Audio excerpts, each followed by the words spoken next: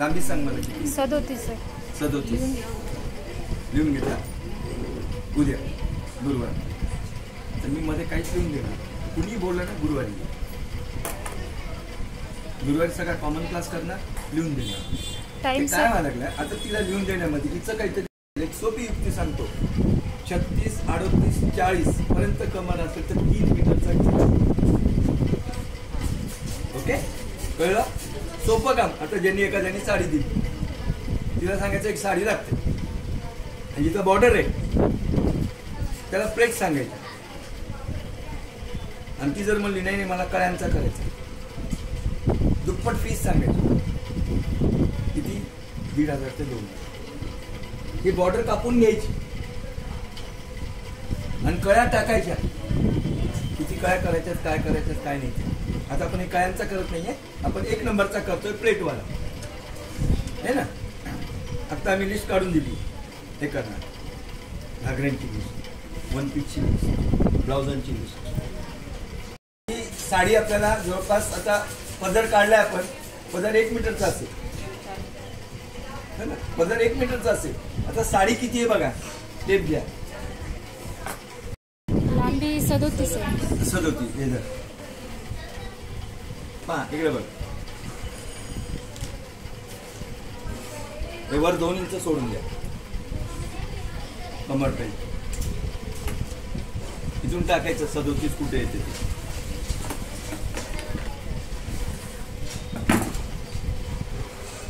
आता काय करायचंय मला, जसं मॅडम बोलली होती मला 37 लांबी आहे ना. वर 2 इंच सोडलंय. इथं 37 आहे. 37 आणि 2 39. कारण का हिला हा हिल घालेल चप्पल घातल्यानंतर घागरा वर जातो. उंची जास्त झाली तर कमी करता येते, कमी झाली तर जास्त करायचं लोचा जातो. ध्यानात ठेवायचं. कुठलाही कुणाचंही मेजरमेंट घेतलं ना 1 इंच जास्त ठेवायचं. आता तिनं हिल घालते, चप्पल घालते, काय घालते काय माहिती. आणि कुठलेही घागरे जमिनीला लेवलला आले पाहिजे. थोडेसे डोळे पाहिजे, थोडेसे टच झाले पाहिजे एवढे है ना. हा ती गोष्ट ध्यानात ठेवा बघा. 37 आणि 2 39. बघा घागरा किती सोपा आहे.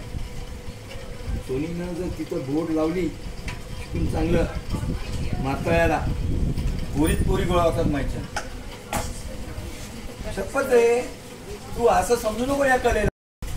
मॅडम खाली बसायचं, इथून अंतरायचं, अंतरून पूर्ण ह्याला लेवल घेऊन कट करायचं. 4-4 इंचाचं पॉइंट आउट करायचं.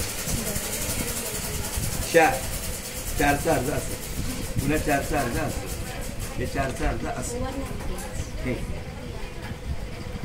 आयरन घ्यायचं, प्रेस करायचं, पिनअप लावायचं. कळलं? पहिल्यांदा हे कट केल्यानंतर 4-4 इंचाचे टाकून द्यायचे मार्जिन पूर्ण. 4चे टाका 6चे टाका. ठीक आहे. 4चे टाका 6चे टाका. मग पूर्ण कमर किती आहे तिची? 36 आहे.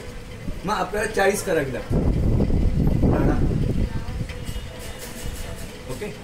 इलास्टिक टाकायचं असेल तरी टाकता येतो. नाडा टाकायचा असेल तर नाडा टाकता येतो. नाडा टाकलेला बेटर वे चांगला. कारण का नाडा हा 36ला येतं, 38ला येतं, 40 वाल्याला पण येतं. म्हणून नाडा टाकायचा जेणेकरून की कमी जास्त ज्याला असेल त्याला, ज्याची कमर लाईन ऑफ सिक्वेन्स असेल त्याला सगळ्यांना कामाला येतं. आणि इलास्टिक टाकलं की फिक्सेशन होतं. ते जे काय कॉम्प्रेसर जे सिक्वेन्स आहे ना ते फिक्स होतं. मग ती जाड झाल्यावर पुढच्या वर्षी तिला बी येणार. मग नाडा टाकलं तर कमीत कमी येते तरी. हाऊस मोस करून डान्स बिन्स करून थोडंसं दांड्या बिंड्या करून घंटाभर येते तरी है ना. इथून कट करायचं. हे 5 टाक किंवा 6 टाक. आणि हे इथं टाकलं त्याचा अर्धा असेल, हे टाकलं अर्धा असेल. त्याला पिनअप लावायच्या आणि पूर्ण प्रेस करायचं. हे कळलं एवढं का नाही? कळलं. आता हा अस्तरला प्लेट अजिबात मारायच्या नाही. अस्तर टाकायचं अम्ब्रेला मध्ये. अस्तर कसं टाकायचंय? अम्ब्रेला. आणि ह्या 4 मीटर कापडाचे 2 तुकडे करायचे. 2 तुकडे केल्यानंतर मोठा होतो. हम्म. मग एकाच साईडला अशी क्रॉस घडी टाकायची, तो भाग काढून घ्यायचा आणि दुसऱ्या साईडला अशी घडी टाकायची, त्याच्यावर ठेवायची, काढून घ्यायचं. समजलं नाही? समजलं. समजा आलं लक्षात? आता याच्यामधून शिवायचंय तुला. कुठून कसं शिवायचं ते सांगतो. हे बघा तुमच्या दिदी ही शिलाई मारायची. धर धरते. मारली.